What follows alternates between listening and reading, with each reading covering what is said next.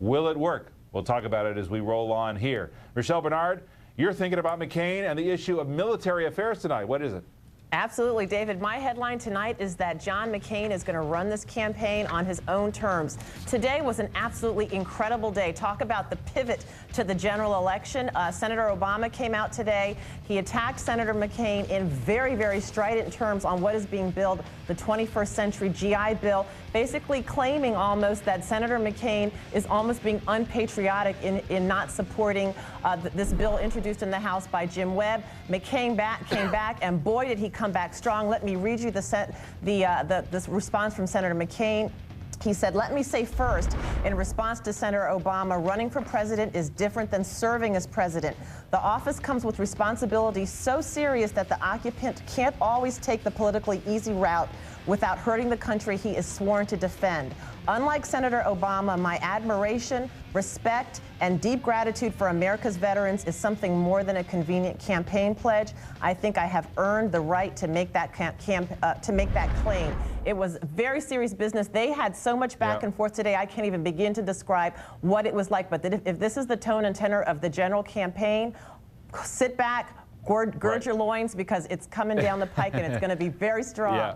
Buckle up. I had the same reaction. All right, Rachel, you're thinking about Hillary Clinton and how far she's going to go in this race. What's your headline? My headline today is that Hillary Clinton's route to Denver goes through Florida and Michigan. Essentially, I think that the Clinton campaign has now unveiled their end game.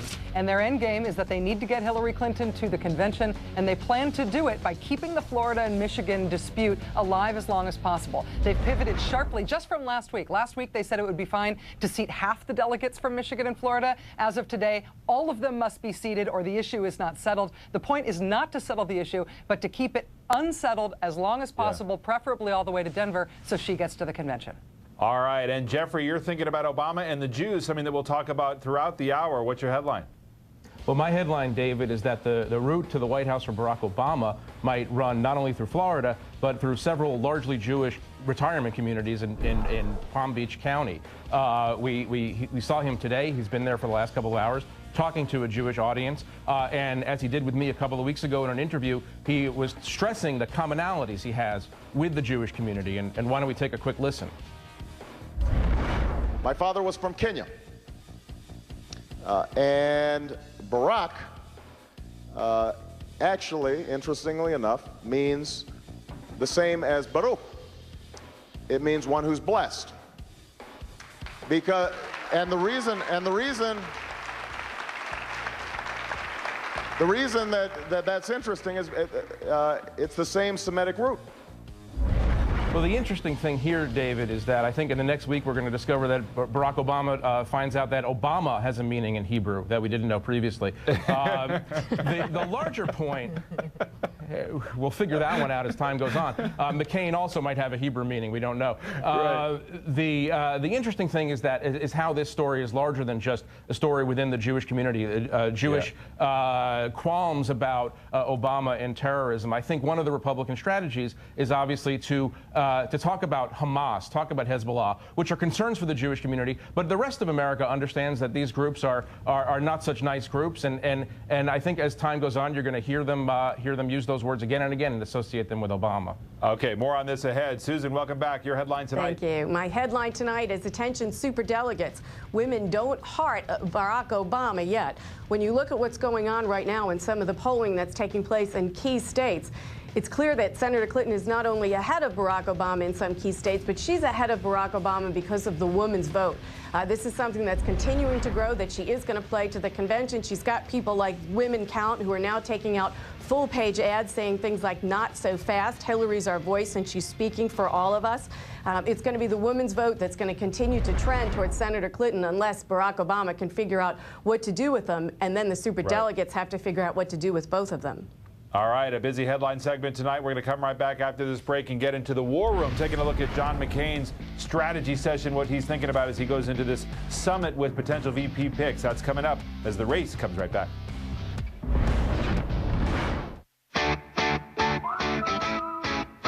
Everyone likes to hunt for a bargain. So this Memorial Day, we've quietly placed specially marked Chevys on our lots. You might have to look hard to find them, but when you do, you'll get great deals on most 08s. like $2,000 cash back on many Cobalts in stock. With an EPA estimated 33 miles per gallon on the highway. Find the arrow, find the deal, but only for 10 days. See your local Chevy dealer today.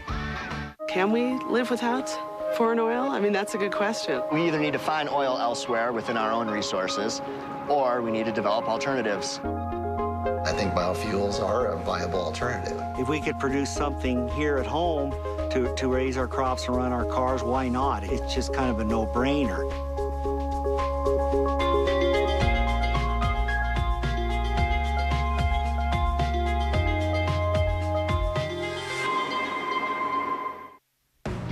So John McCain isn't the only one looking into potential running mates. Barack Obama starting his search as well. He's doing it in secret, which means we get to play the guessing game. So who should be on Obama's short list? We'll get into it when we come back. What if you had one chance? All the sacrifice for this moment.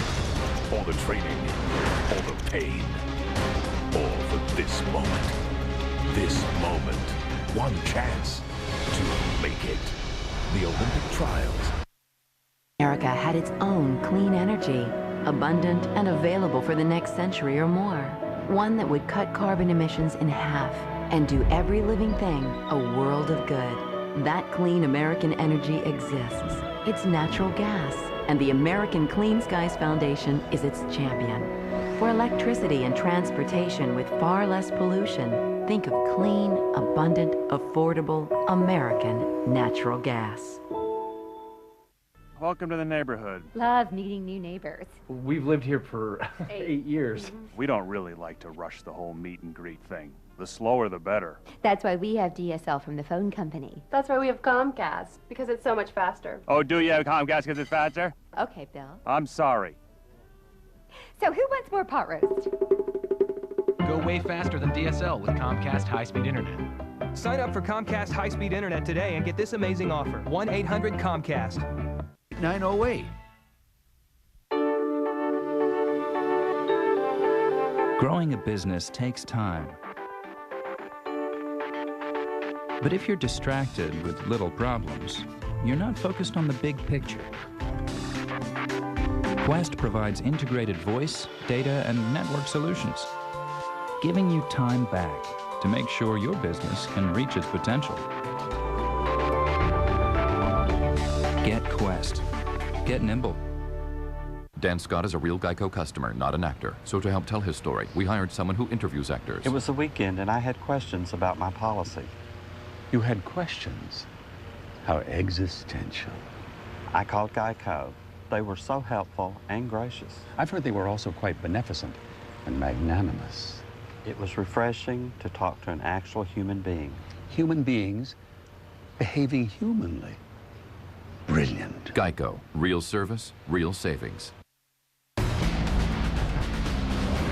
We're going inside the war room now. These campaigns focusing on John McCain first, and a lot to get to here. It's time for us to go deep inside the war room. Look at how McCain is positioning himself. And back with us, Susan Molinaro, Rachel Maddow, Michelle Bernard, and Jeffrey Goldberg. So kicking off the war room, as I pointed out in my headline, John McCain is cleaning house. He formally rejected Pastor John Hagee's endorsement today after the Texas pastor suggested in a 1990 sermon that the Holocaust was an act of God. Tomorrow he releases 400 pages of medical record, and he's purging the campaign of aides with lobbyist ties, even as there are some concerns being raised about Charlie Black, a longtime lobbyist in Washington with close ties now to the McCain campaign. So he hasn't completely scrubbed down the campaign of scrutiny. The question is, will his post-spring, pre-summer cleaning be enough to fend off the heaviest of the attacks in the general? Susan, how do you see the positioning here this week between the VP search being underway and that being leaked out, getting the medical records out there at a time when he's going to do it right before Memorial Day? Well, I think what Senator McCain is doing is acting like a presidential candidate, and I think he's doing things that other campaigns should be doing. For example, Senator McCain is distancing himself and cut all ties to Reverend Hagee. On the same, front, we have Senator Tom Harkin, who stands up and says that John McCain may be unfit to be president because of his military background, and you don't hear Democrats saying a word about it. You see scrutiny over every lobbyist that makes a phone call and works for John McCain, yet no scrutiny with regard to what's going on for Barack Obama. So I think what you see is Senator McCain stepping up and acting like a presidential contender,